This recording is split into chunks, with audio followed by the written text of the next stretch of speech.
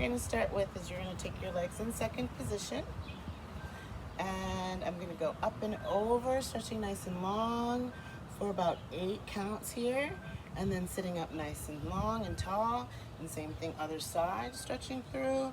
Really lengthen from underneath here, and try not to collapse your body. You're going to really be just trying to stretch this muscle, but also this leg. So really step into this foot and lengthen nice and long. Very good. And then we're going to just do the same thing that we did when we were sitting. So you're going to take your arms over your head, reach for your toes, drop your head, and roll up. 3 times, nice and long. Legs are parallel, reaching for your toes, and rolling up. Nice and long. Last one. Reaching for your toes. Very good. Try to touch the toes. If you can, put your hands on the floor. You should get better and better at it as you go. Very good. Next thing I'm going to do is I'm going to rise up on my tippy toes and come down, and rise up on my tippy toes and come down. My body's nice and straight up and down, and we want to make sure that we are doing this enough so you're actually getting a stretch in the front of your feet, and then we're going to bend.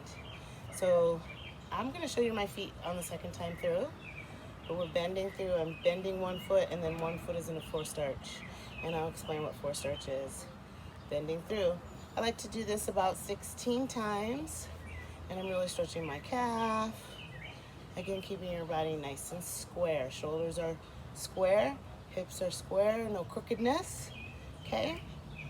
And let's take our arms out nice and long, and I'm going to put one foot pointed toe in front of me, and I'm just going to tap the foot about 8 times.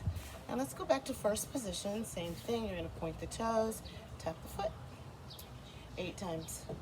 And I'm turned out. You can be in parallel as well with your knee facing up, or turned out with your knee facing out. And then back to first position, or you can go back to parallel, whichever one you want to do today. All right. Next thing we're going to do is a grand battement. So the grand battement is a kick. I'm going to kick the leg approximately 8 times, and I'm going to keep my standing leg nice and straight. So I'm pulling up in this leg, dropping the tailbone here, pulling the abs in, shoulders are square, my arms are parallel to the floor. And you can see if I use my core, I'm going to get a little bit more power. So pull your abs in, and we're going to do 8 grand battements. You can do them about parallel to the floor. Okay, if you already know how to do them, you can go a little bit longer, or if you're just starting out, you can go a little bit lower. Okay, so 8 each side to the front. Total of 8 grand battements. Please try to point the toe. All right, next thing we're gonna do one more stretch for you guys, and I'd like to turn my head 8 times to one side, 8 times to the other side. Be nice and careful about the back of your neck. You don't have to go all the way back. And then I'm going to do right ear to right shoulder. You can stick this arm out to get a little bit more of a stretch here. And then roll through. Left ear to left shoulder. Just a little tug, not too tight, too hard on your own body. Be nice and gentle. All right, and then roll through. Nice and easy. We're going to do, so this is part of our center for warm-up dancing. We're going to do shoulders. These are called isolations.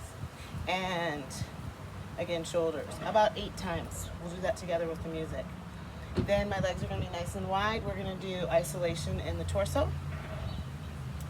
About 16 times. And I like to do the little silly stretch in the hip. We're going to do left hip. Actually, for you guys, it should be right hip first, total of 16, and left hip 16 times. Okay? That's our warm-up.